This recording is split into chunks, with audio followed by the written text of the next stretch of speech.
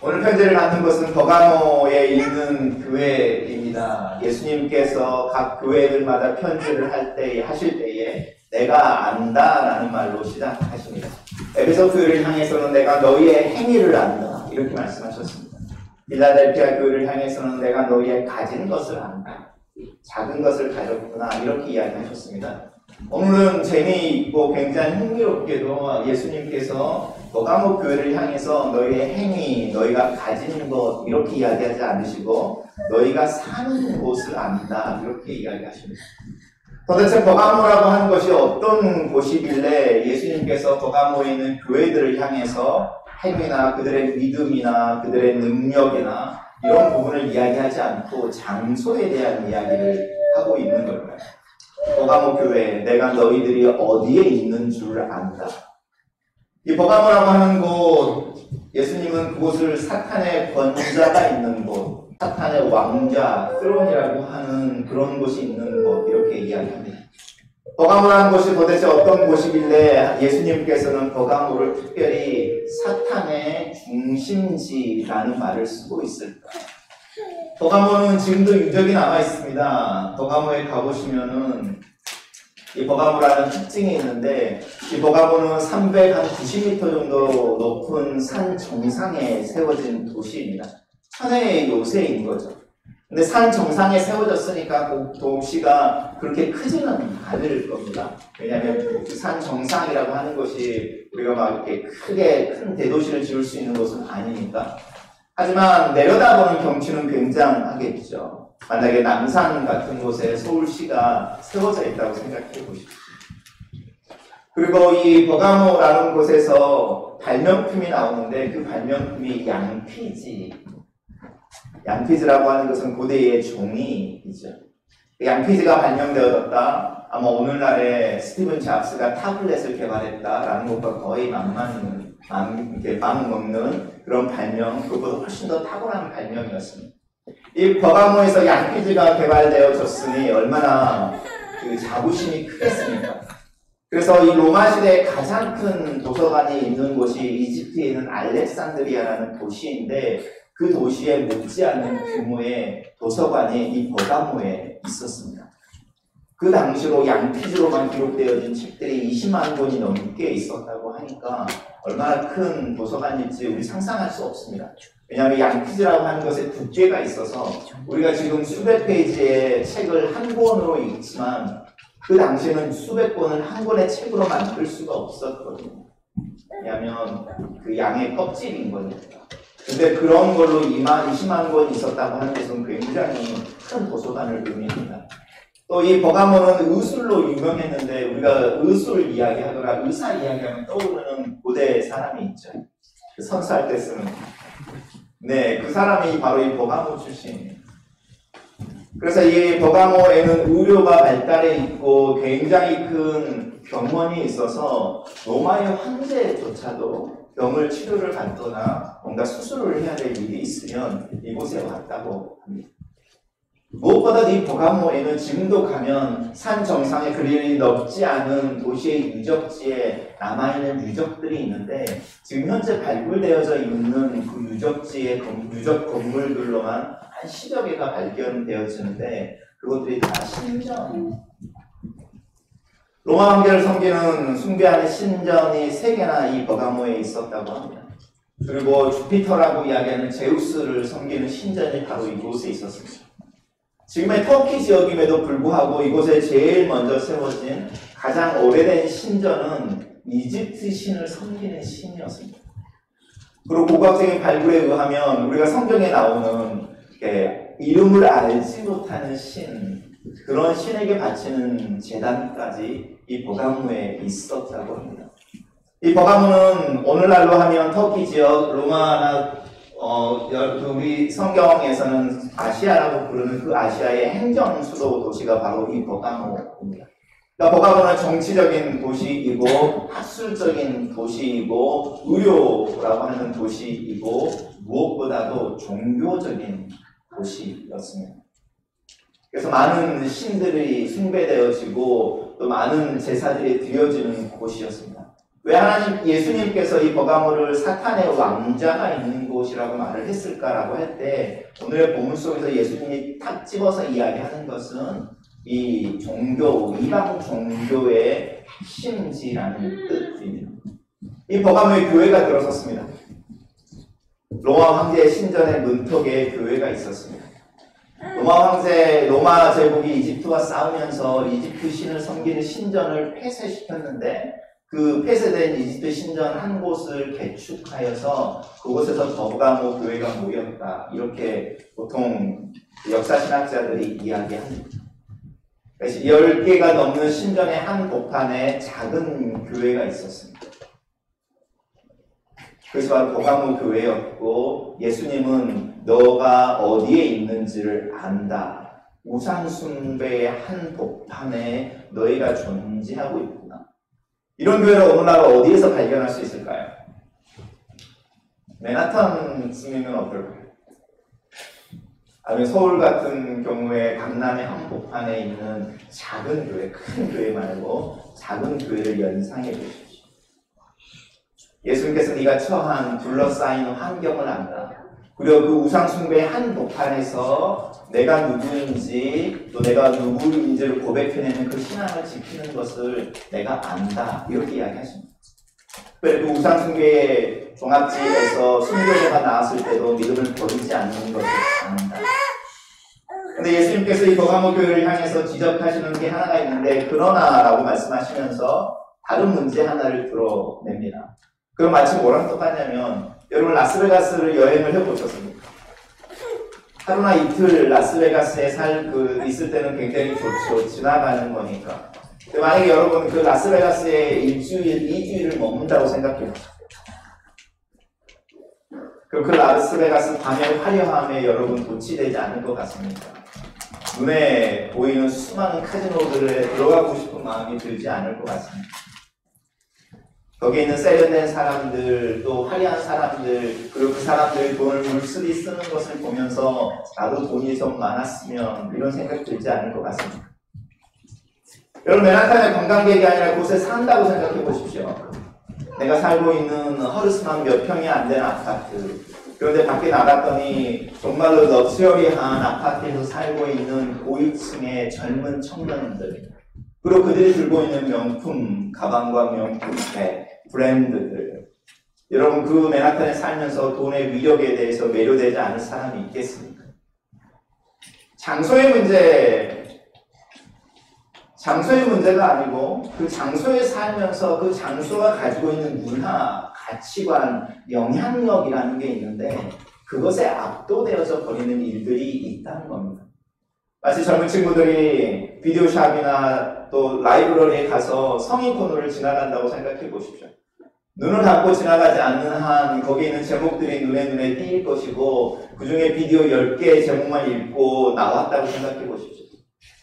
아니면 책 제목의 10권의 제목만 읽고 나왔다고 생각해 보십시오. 그 마음에 하루 종일 그 제목들이 떠나지 않을 겁니다. 이것에 대한 이야기를 하고 있는 겁니다. 버가모 교회는 왕자, 사탄의 왕자, 우상숭배의 중심지, 그리고 행정과 정치와 또 의료와 그리고 학술의 중심지에 있었습니다. 무엇보다도 그들은 우상숭배의 중심지에 있었습니다. 그들은 믿음을 지킨다고 이야기하고 예수를 그리스도라고 고백하지만 외면적으로 나오는 것에 대한 저항, 그것은 쉬울 수 있습니다. 외면적인 저항이 아니라 내면에 받아들여지는 영향력에 대한 이야기를 하고 있습니다. 그리고 오늘날 예수를 믿는다고 말하면서 이 내부적인 영향력, 내적인 영향력에 대해서 무시할 때가 많은데 여러분 오타와에 차를 타고 어디 부촌을 지나가 보십시오. 제가 한번 말씀드린 적이 있지만 제가 교우들을 신방하고 교우들의 집들을 돌아다니고 이러면 그 좋은 신방을 하고 돌아와서 제 마음에 함께 즐거움과 감사와 또 하나님 주시는 위로가 있지만 그렇게 교우들의 집들을 돌고 오면 제가 살고 있는 집과 비교되어지는 그런 것에 대해서 마음이 우울해지는 것. 실제로 그런 일들이 일어납니다. 제가 뭐 초인적인 사람이어서 아니면 이런 부분이 아니라 내가 살고 있는 삶의 상황, 환경, 그리고 다른 이들이 살고 있는 상황과 환경. 우리 아이들 같은 경우에 누구 집에 놀러 갔다 와서 우리 집엔 왜 이거 없어? 이렇게 말하는 거 많이 들어보죠. 외적인 부분이 아닌 거죠. 내적인 부분인 겁니다.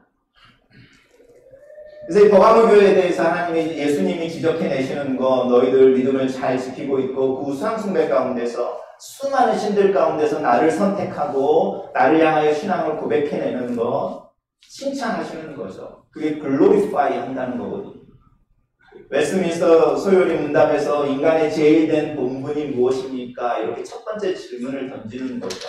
그럴 때에 대답을 하기를 하나님을 영화롭게 하고 그분을 영원히 즐거워하는 것입니다. 글로리파이가 그다음 enjoying 이렇게만 하는데요. 글로리파이라고 하는 것은 우리가 밴딩머신 앞에 서서 밴딩머신에 들어있는 수많은 음료 중에 하나를 눌러서 그 음료를 선택하는 것을 글로리파이 한다고 말합니다. 그래서 우리가 결혼할 때 우리는 우리의 남편을 글로리파이 한 겁니다. 우리의 아내를 글로리파이 한 겁니다. 그거를 홀리라고 말합니다. 그래서 성공에서는 결혼 서약을 할 때 내가 누구누구를 내 아내로 거룩하게 하여 선택하여 세상 수많은 여자들 중에 내 아내로 삼습니다. 라는 이야기를 하는 겁니다. 이게 글로리파이입니다. 버가모 교회는 그 글로리파이를 잘 하는 거죠. 수많은 신들 앞에서 예수를 그리스도라고 고백하고 하나님을 예배하는 자들. 그러고 나면 뭐가 따라오냐면 인조이 해야 되거든요. 인조이 한다는 것은 무엇이냐면 자판기를 눌렀으니까 거기서 나오는 콜라면 콜라, 뭐 세븐업이면 세븐업을 손에 들었을 거 아닙니까? 그럼 그거를 따야죠. 그리고 마셔야죠. 그리고 이산화탄소가 내 밖으로 나올 수 있도록 트러블을 거하게 한번 하는 거죠. 그게 인조이 한다는 겁니다. 근데 이 인조이 하는 것은 생각보다 쉽지 않습니다. 그리고 그 옆에 다른 걸 마시면서 더 행복하게 다른 음료를 마시고 있는 누군가를 본다고 생각해 보십시오. 여러분, 그 다음에는 그 음료를 시도해보고 싶을 겁니다. 버가모에 있는 사람들이, 교인들이 유혹을 받는 겁니다. 자신들은 예수를 믿는다 고백하고 하나님의 말씀을 따라 살려고 애를 쓰고 그러는 중에 교회에 순교자가 나옵니다. 근데 저쪽에 신절을 봤더니 즐거운 음악이 나오는 거죠. 디스코 음악이 나오고 경쾌한 음악이 나오고 음료가 돌고 화려한 춤들을 추고 그리고 우리가 고대 신들이나 고대 신들을 예배할 때 나오는 최정점에 있는 음란한 행동들이 나오는 겁니다. 작은 산 정상에 10개의 신전이 있습니다. 그 신전에 10명의 남자 사제들이 있다고 생각해 보십시오. 그럼 벌써 100명의 사제들인 겁니다. 만약 그 신전들마다 신전에 예배하러 오는 예배자들을 접대하기 위해 또 격려하기 위해 여성들로 선택되어야 하는 여자 사제들이 있다고 생각해 보십시오. 각 신전마다 20명, 30명, 100명. 그러면 10개의 신전이면 그런 여사제들이 1000명, 2000명 있는 겁니다. 그리고 그 당시에는 그 여자 사제들이 했던 행위들, 신을 예배하는 것을 돕는 게 다 음란한 행위였으니까. 여러분, 지금도 그런 거 느끼지 않으십니까? 우리가 교회에 와서 딱딱한 의자에 앉아서 이렇게 30분 설교를 들고 자냐마냐 고뇌하다가 예배당을 떠나갈 때에 지나가는 중에 그 예배 시간에 어디에 아니면은 비치에 아니면 노천에 이렇게 앉아서 놀고 있는 청년들이나 그런 사람들을 보면 가끔씩 부러울 때 그런 생각 들지 않습니까? 나도 다음 주에 교회 가는 시간에 비치에 가서 좀 있어야겠다. 유혹을 받는 겁니다.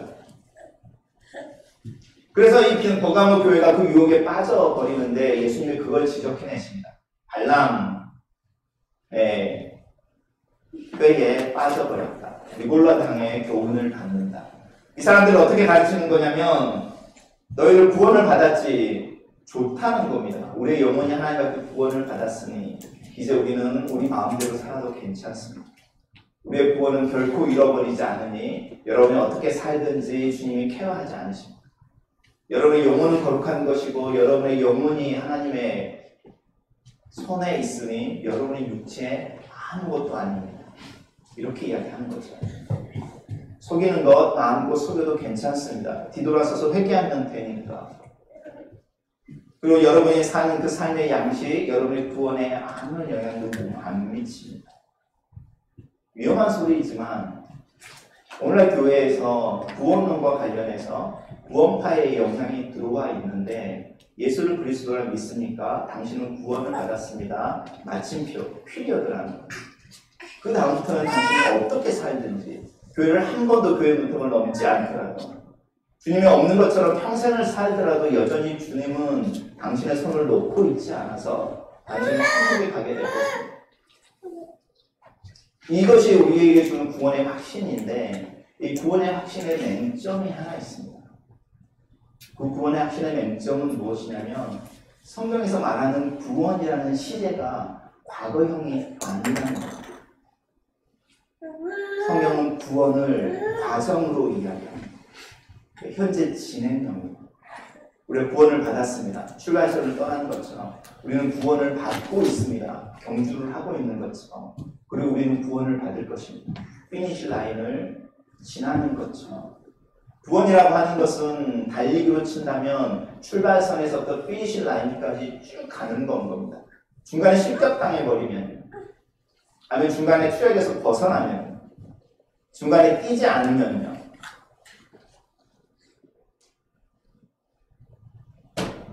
구원이 과거가 되어지면서 과거형으로 마침표로 진행되어지면서 우리도 모르게 교회 안에 이 니골라당이라고 하는 사람들의 가르침처럼 우리의 구원은 분명한 것이니 그 이후로 우리의 삶은 우리의 구원에 아무런 영향도 안 미칩니다.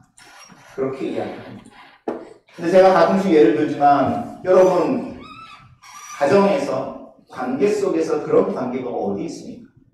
내가 오늘 결혼식을 이뤘습니다. 이분은 이 여자는 내게 아내인 것이 분명합니다. 법적으로 혼인신고를 했습니다. 그래서 나는 이 아내와 상관없이 살겠습니다. 이게 결혼 생활인 겁니까? 이 여자가 여전히 나의 아내인 겁니까? 내가 이 여자를 행복하게 하고 있습니까? 이걸 정말 결혼 생활이라고 할 수 있겠습니까? 믿음이라고 하는 부분인 거죠. 선택했으니까 글로리파이 했죠. 그러면 인조이까지 가야 되는 겁니다. 그러면 나는 이 세상에 어떤 여자들의 시선보다 내 아내의 시선을 의식해야 되는 것이고 이 세상에 어떤 여자들의 말보다 내 아내의 말에 민감한 삶을 살아야 합니다. 이것이 전제되어져 있는 것이 관계라는 것이고 구원이 그렇습니다. 그래서 주님께서 말씀하신다고 회개하라. 회개하라라는 말은 단순히 죄를 고백해라 이런 뜻 전에 오늘 본문 속에서 회개하라는 말은 약간 전쟁 선포 같습니다. 실제로 고대에서는 회개하라는 말을 정치적으로 많이 썼습니다. 예를 들어서 로마 제국이 팔레스타인에서 반란이 일어날 징조가 보이는 징조들의 보고를 받습니다. 그럼 로마 황제가 편지를 쓰는 거죠. 예루살렘에 있는 너희들 회개해 이렇게 편지를 쓰는 겁니다. 왜냐하면 내 눈에 너희들이 지금 하고 있는 행동이 곧 공기를 일으키려고 하는 것이고 내 눈에 너희들이 그렇게 모략을 꾸미고 우리를 반대해서 나를 반대해서 전쟁을 일으키려고 하는 것이 옳지 않고 그래서 그것을 돌이키지 않으면 나는 군대를 보낼 것이고 그 군대가 너희들을 강제적으로 진압할 것이고 너희의 성은 무너져 버릴 거야 라고 말할 때 그때 그 중간에 회개하라는 뜻입니다. 성경에서 회개하라는 말이 나올 때는 항상 우리의 죄를 고백해 그리고 용서를 받아라가 아니라 회개하라라는 말이 나오면 그 다음에 어떤 거대한 세력이 올 준비를 하고 있습니다. 우리가 왜 회개해야 됩니까? 하나님의 나라가 이 세상을 점령군처럼 진입하고 있어서 우리의 삶의 변화나 우리의 생각의 변화나 또 우리가 듣고 있는 소식에 대해서 예스라고 반응하지 않으면 그 점령군이 들어올 때 우리의 삶이 망가져 버리니까 회개하라는 이야기를 한 겁니다. 로마 황제가 공기를 준비하고 있는 예루살렘에 있는 민족 백성들에게 너희 회개해 그렇지 않으면 너희 다 죽는다라고 말하는 정치적인 선언인 겁니다. 전쟁표고인 거죠. 너희들 그 전략 안 바꿔 그러면 우리가 들어간다 이 이야기를 하는 게 회개하라는 뜻입니다. 여러분 성경에서 회개하라는 이야기를 굉장히 심각하게 들으셔야 됩니다. 오늘 본문 속에서도 마찬가지입니다. 회개하라. 그렇지 않으면 누가 온다고요? 주님이 오신다고요? 뭘로 싸우신다고요? 그분의 말씀으로 너희들이 가지고 있는 생각, 가치관 하나하나를 다 깨뜨려 버리시는 거예요. 그분의 말씀이 어디에 어떻게 비유되고 있죠? 날이 샌 양날이 날카롭게 세워져 있는 검. 로마 군사들이 그 당시에 세계를 정복할 때 사용했던 로마 군사들의 검을 상징으로 삼아서 이야기하는 거죠.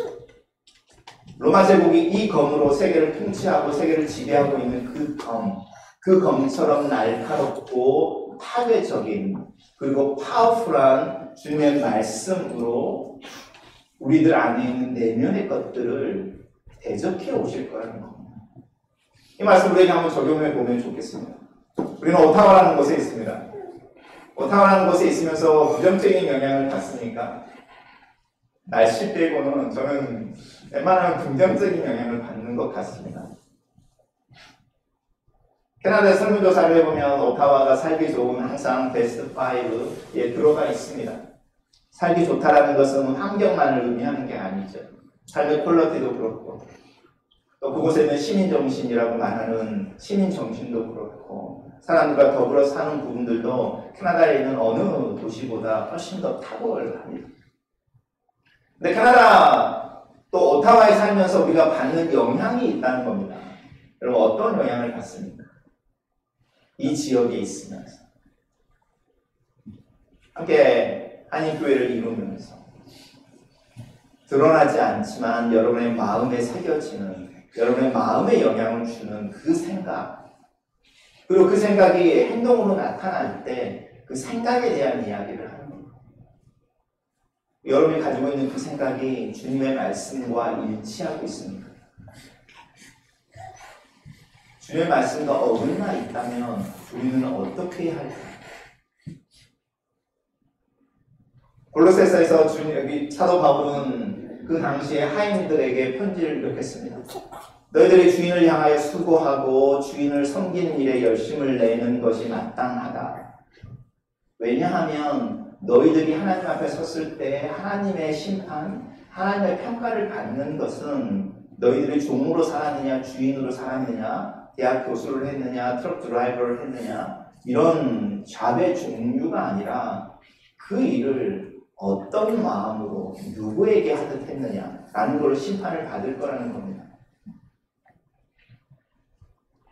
우리의 마음의 태도, 또 우리의 마음이 누구를 향해 있는지 그리고 내가 일하고 있는 것의 의미를 어떻게 찾는지 그리고 그것을 주님과 어떻게 연결시키고 있는지 이런 부분들로 하나님 앞에 섰을 때 상급이 정해질 거라는 거죠. 우리의 지위의 고하, 우리의 부의 많고 적음의 문제가 아니라 나는 내 삶을 어디에 의미를 두고 무엇을 추구하며 왜라고 하는 말에 대답하며 살았는가. 그럼 우리가 이곳에 있으면서 우리는 왜 인생생활을 하는 걸까요? 라고 할 때 왜라는 질문을 해보셔야 합니다. 하나님 왜 우리를 홀로 있지 않게 하고 교회를 이루게 하시는 걸까요? 왜? 라고 하는 부분을 고민해 봐야 되는 거죠. 우리는 왜 자녀들을 캐나다에 데리고 와서 여기서 교육을 받게 하고 있는 걸까요?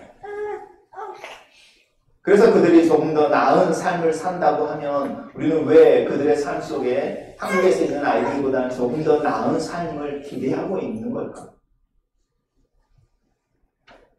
그 왜라고 하는 부분 속에 주님과 일치되어 있는 어떤 것을 발견하지 못한다면 주님이 나중에 우리 앞에 나타났을 때에 내가 그때 아이들을 키울 때는 어떻게 키워야 된다고 말했지? 이렇게 물어보실 거라는 겁니다. 너 인생을 살아갈 때 뭐가 제일 중요하다고 생각해? 네가 내 삶을 보고 내 삶을 배웠을 텐데 나는 내 삶에 뭐가 우선순위를 두고 산 것 같아? 이렇게 물어보실 거라는 겁니다. 그리고 최소한 그 답이 비슷하지 않으면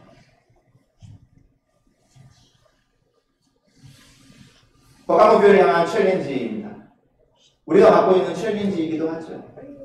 이미 우리는 핍박이 없는 상황, 그리고 어려움이 없는 상황, 그리고 종교들마다 자기의 영역을 벗어나지 않는 상황, 서로를 견제하는 것이 아니라 균형을 맞추고 조화를 이루려고 하는 멀티컬처럴리즘을 강조하는 이렇게 살고 있습니다. 밸류하고 인정하고 지지해주고 배우려고 하고 그런데 우리는 그 수많은 종교들과 수많은 가치관들 속에 예수를 그리스도로 고백하는 사람들로 살고 있습니다. 하나님을 아버지라 부릅니다. 그리고 우리는 구원에 대한 이야기를 하면서 우리는 하나님의 통치 아래에 있는 사람들입니다 라는 고백을 합니다. 그러면 그 하나님의 법은 우리의 삶에 어떤 영향을 미치고 있습니까? 예수가 그리스도다, 주님이라는 뜻인데 예수님의 그 주인됨은 우리에게 어떤 영향을 미치고 있습니까? 고민해볼 문제죠. 버가모 교회를 향해서 주님이 도전하고 계십니다. 저희들 향해서도 동일한 도전이 있다고 생각합니다. 기도하겠습니다.